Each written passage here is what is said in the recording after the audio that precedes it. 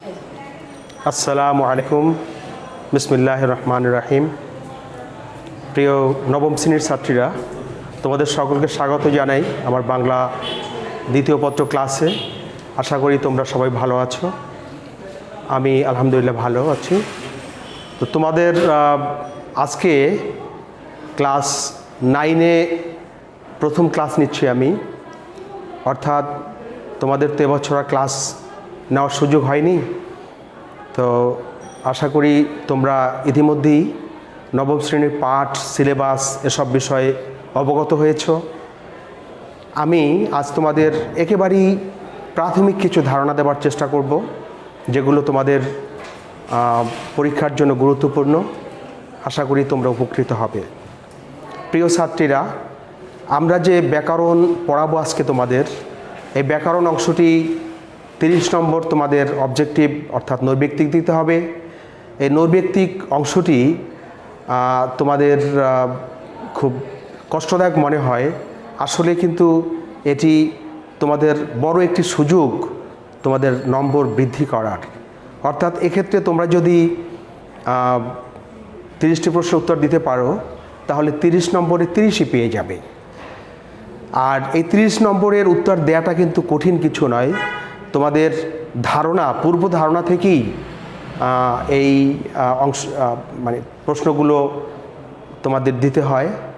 অর্থাৎ নতুন কোনো বিষয় নয়, এগুলি তোমরা আগেও পড়েছ, এরপরে এখন আর একটু বেশি করে একটু উন্নত করে পড়বে। আর এটা যদি তোমরা মন দিয়ে পড়ো এবং আমাদের ক্লাসগুলো ফলো করো, তাহলে তোমাদের 30টি প্রশ্ন উত্তর দিয়ে আসাই সম্ভব। তো সেক্ষেত্রে প্রথমে তোমাদের যে ব্যাকরণের ভাষা সম্পর্কে প্রশ্ন আসে, তার মধ্যে যেসব প্রশ্ন আসে সেগুলো আমি সংক্ষিপ্ত পরিসরে তোমাদের বলে দেওয়ার চেষ্টা করছি। প্রথমত, ব্যাকরণ অর্থ কী? এই প্রশ্নটি অনেক বছর এসেছে। ব্যাকরণ অর্থ হচ্ছে বিশেষভাবে বিশ্লেষণ। আর যত অবজেক্ট থাক, মানে যত তোমাদের বিকল্প উত্তর থাক, কিন্তু সঠিক উত্তর হচ্ছে এটি। অতএব ব্যাকরণ অর্থ বিশেষভাবে বিশ্লেষণ, অর্থাৎ আমাদের ভাষাকে আমরা বিশ্লেষণ করি, কারণ এই ভাষা বদলে যায় মানুষের মুখে মুখে। এই ভাষা পরিবর্তন হয়, এই ভাষার অনেক শব্দ বাদ পড়ে যায়, আবার অনেক নতুন শব্দ সংযোজিত হয়, অনেক শব্দের অর্থের পরিবর্তন হয়, অনেক শব্দের আবার রূপ পরিবর্তন হয়। সুতরাং এই যে পরিবর্তনগুলো হচ্ছে, এর সূত্রগুলো আবিষ্কার করা, এগুলোই বিশ্লেষণ করা হচ্ছে ব্যাকরণের কাজ। অতএব ব্যাকরণ অর্থ হচ্ছে বিশেষভাবে বিশ্লেষণ। 2 নম্বর যে প্রশ্ন আসে সেটা হচ্ছে প্রতিটি ভাষার কয়টি অংশ বা কয়টি রূপ থাকে? প্রতিটি ভাষার কয়টি রূপ থাকে? এই প্রশ্নটি অনেক বছর এসছে। প্রতিটি ভাষার 2টি রূপ থাকে। প্রতিটি ভাষার, এটা শুধু বাংলা নয়, সমস্ত ভাষার। একটা হচ্ছে লেখ্য, একটা কথ্য। অর্থাৎ পৃথিবীর সমস্ত লোকেরাই যা লেখে বলে অন্যরকম, এই কারণে 2টি রূপ থাকে। 3 নম্বর, পৃথিবীতে বর্তমানে ভাষার সংখ্যা কত? এই প্রশ্নটিও অনেকবার আসছে তোমাদের। পৃথিবীতে বর্তমানে ভাষার সংখ্যা হচ্ছে 3,500-এর উপর। এটা লিখতে হবে, কিন্তু তোমাদের যদি অবজেক্টিভ আসে কাছাকাছি, যেমন 3,500, 3,500-এর উপর, 3,500 নিচে, হ্যাঁ, 2,500, এরকম যতই আসুক, কিন্তু তোমাদের একটা প্রশ্নর সঠিক উত্তর হচ্ছে, এই প্রশ্নের সঠিক উত্তর হচ্ছে একটাই, সেটা হচ্ছে 3,500-এর উপর। এরপরে আসে যে বাংলা ভাষায় কত লোক কথা বলে? বাংলা ভাষায় কত লোক কথা বলে? তোমাদের লিখতে হবে সেখানে 30,000, প্রায় 30,000, প্রায় 30,000। যতই থাক, 30,000ও বলতে পারো, আবার প্রায় 30,000ও বলতে পারো। কারণ এটা নিয়ে একটু বিতর্ক আছে, এই কারণে যে আসলে এটা সঠিক পরিসংখ্যান সম্ভব নয়, কোথায় কোথায় কারা কারা বাংলায় কথা বলে, এটা একটা অনুমান নির্ভর বিষয়। অতএব প্রায় 30,000ও লিখতে পারো, অথবা 30 কোটি, 30 কোটি অথবা প্রায় 30 কোটি। 30 কোটি অথবা প্রায় 30 কোটি লিখতে পারো। কেমন? এই এখানে তোমার স্বাধীনতা আছে। আর অবজেক্টিভের মধ্যে এই দুটো কিন্তু আসবে না, 30 কোটি আসবে অথবা প্রায় 30 কোটি আসবে। অতএব তোমাদের এইটার উত্তর হবে 30 কোটি অথবা প্রায় 30 কোটি। এরপরে আসে বাংলা ভাষা বাংলাদেশ ছাড়া কোন কোন এলাকায় প্রচলিত আছে। বাংলা ভাষা বাংলাদেশ ছাড়া কোন কোন এলাকায় প্রচলিত আছে। তোমরা লিখবে বাংলাদেশ ছাড়াও বাংলা ভাষা ভারতের পশ্চিমবঙ্গ, আসাম, বিহার, উড়িষ্যা এবং পৃথিবীর বিভিন্ন জায়গায় বাংলা ভাষা প্রচলিত আছে। বাংলা ভাষা বাংলাদেশ ছাড়া ভারতের পশ্চিমবঙ্গ, আসাম, বিহার, উড়িষ্যা এবং পৃথিবীর বিভিন্ন জায়গায় বাংলা ভাষা প্রচলিত আছে। এখন এই প্রশ্নটি কিভাবে আসে? যেমন ধরো একটি এভাবে প্রশ্ন আসতে পারে যে বাংলাদেশ ছাড়া বাংলা ভাষা নিচের কোন এলাকায় প্রচলিত আছে। তার মধ্যে তোমার বিহার দিয়ে দিল, উড়িষ্যা দিয়ে দিল, আসাম দিয়ে দিল। কেমন? তাহলে তোমরা ভারতের পশ্চিমবঙ্গ দিয়ে দিল, তাহলে তোমরা এই প্রশ্নগুলো যেখানে আছে ওইটাই সঠিক বলে ধরে নিবে। কেমন? এই গেল বাংলাদেশ ভাষা বাংলাদেশ ছাড়া কোন এলাকায় প্রচলিত আছে। এরপরে আসে যে ব্যাকরণের কয়টি অংশ আছে, আলোচ্য বিষয় কয়টি, বাংলা ব্যাকরণের আলোচ্য বিষয় কয়টি। তাহলে তোমাদের লিখতে হবে বাংলা ব্যাকরণের আলোচ্য বিষয় হচ্ছে 4টি। বাংলা ব্যাকরণের আলোচ্য বিষয় 4টি।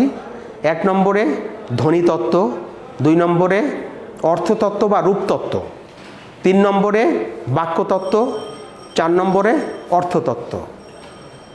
1 নম্বরে হচ্ছে ধ্বনিতত্ত্ব, 2 নম্বরে শব্দতত্ত্ব বা রূপতত্ত্ব, শব্দতত্ত্ব বা রূপতত্ত্ব, 3 নম্বরে বাক্যতত্ত্ব, 4 নম্বরে অর্থতত্ত্ব।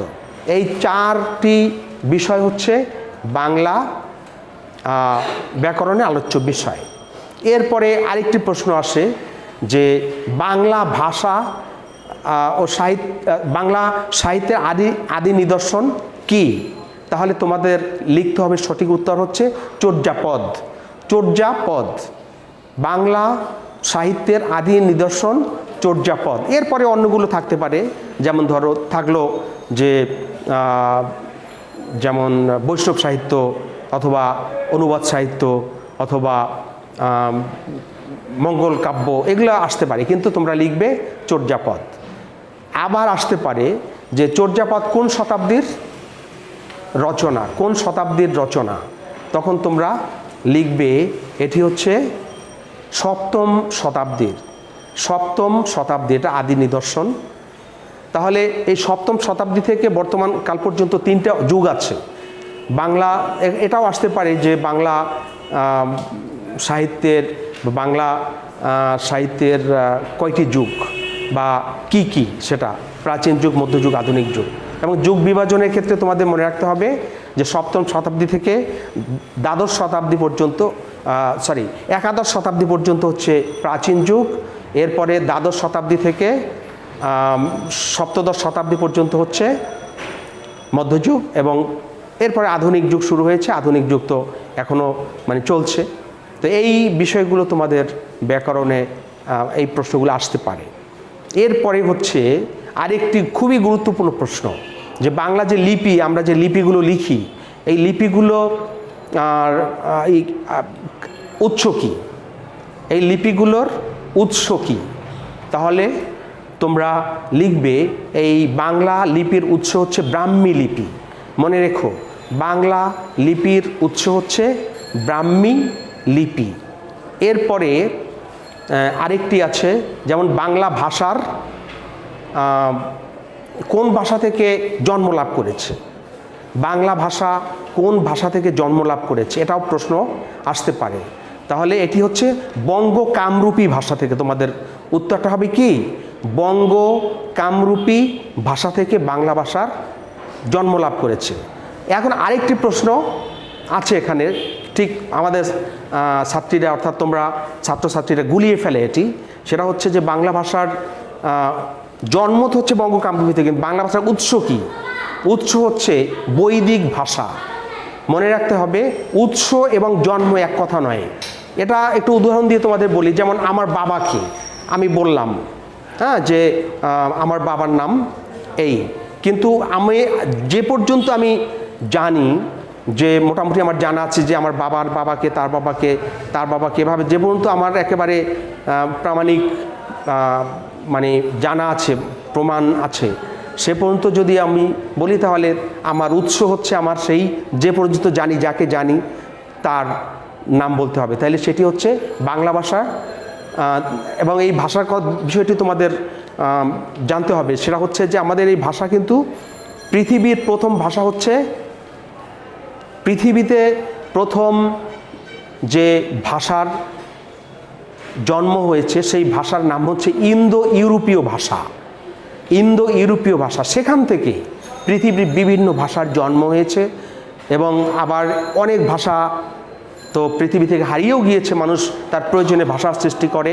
এবং এটা একদিন দুদিন, এক মাস দু মাস, এক বছর দু বছর, 100 বছর দু বছর নয়, শতে শতে বছর, হাজার হাজার বছর লেগে যায় ভাষার সৃষ্টি হতে।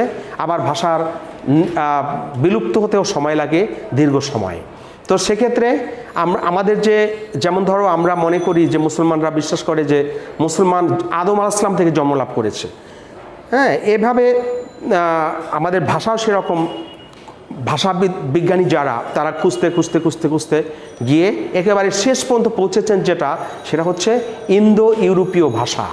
এর আগে কি ছিল সেটা এখনও জানা যায়নি। কারণ ইন্দো ইউরোপীয় ভাষার অনেকগুলো শাখা আছে। যেমন 2টা শাখা, প্রধান শাখা, শতম একটার নাম, আর একটা নাম কেন্তম। আবার কেন্তমের 4টা শাখা। সেখান থেকে এভাবে করতে করতে করতে করতে আমরা এই বাংলা পর্যন্ত চলে এসেছি। তো এই যে বাংলা পর্যন্ত চলে এসেছি, এর মধ্যে তাহলে তোমাদের যদি পরীক্ষায় আসে যে বাংলা পৃথিবীর আদি ভাষার নাম কি, তাহলে তোমরা লিখবে ইন্দো ইউরোপীয় ভাষা। এরপরে তোমাদের যদি আসে বাংলা ভাষার উৎস কি, তাহলে তোমরা লিখবে বৈদিক ভাষা।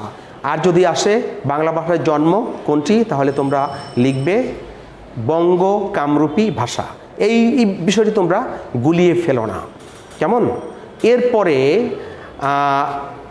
আমাদের এই যে বাংলা ভাষা, এই বাংলা ভাষার অনেকগুলো রূপ আছে, হ্যাঁ। একটা হচ্ছে লেখ্য, একটা কথ্য, আবার আর একটা হচ্ছে আঞ্চলিক ভাষা। তোমাদের পরীক্ষায় এইখান থেকে একটি প্রশ্ন আসে যে আঞ্চলিক ভাষার আরেক নাম কি। তোমাদের লিখতে হবে আঞ্চলিক ভাষার আরেক নাম হচ্ছে উপভাষা। যেমন নোয়াখালী অঞ্চলের লোকেরা একরকম কথা বলে, বরিশাল অঞ্চলের লোকেরা একরকম কথা বলে, চট্টগ্রামের লোকেরা একরকম কথা বলে, এরপরে সিলেটে একরকম, রংপুরে একরকম, দিনাজপুরে একরকম, এরকম যে আঞ্চলিক বিভিন্ন অঞ্চলের লোকেরা যেভাবে কথা বলে সেটার নাম হচ্ছে আঞ্চলিক ভাষা বা উপভাষা। তোমাদের মনে রাখতে হবে এই উপভাষা কালক্রমে একসময় ভাষায় রূপান্তরিত হয়, আর আবার প্রয়োজন না হলে এই ভাষাগুলো আবার একসময় বিলুপ্ত হয়ে যায়। কোনো প্রয়োজন থাকে না, তখন মানুষ আর সেই ভাষা ব্যবহার করে না। একসময় ভারতে ভাষা ছিল 1300, বর্তমানে ভারতে ভাষার সংখ্যা একেবারে কমে গেছে। যারা মানে ইংলিশ ভালো জানে, হিন্দি ভালো জানে, হ্যাঁ, তাদের আরও কিছু ভাষা আছে আঞ্চলিক, কিন্তু 1300 ভাষা তো অস্তিত্ব এখন আর ভারতে খুঁজে পাওয়া যাবে না। তো এখন মানে মানুষের মধ্যে যত যোগাযোগ ব্যবস্থা উন্নত হচ্ছে, তত বেশি মানুষের ভাষার মানে দৌরাত্ম্য, অর্থাৎ সেই বিভিন্ন ভাষার দৌরাত্ম্য কমছে। এবং একটা সময় তো হয়তো পৃথিবীতে আরও অনেক ভাষা বিলুপ্ত হবে, ভবিষ্যতে সেটা বলে দিতে পারে। তো ভাষার মনে রেখো, ভাষার জন্ম আছে, ভাষার মৃত্যু আছে, ভাষা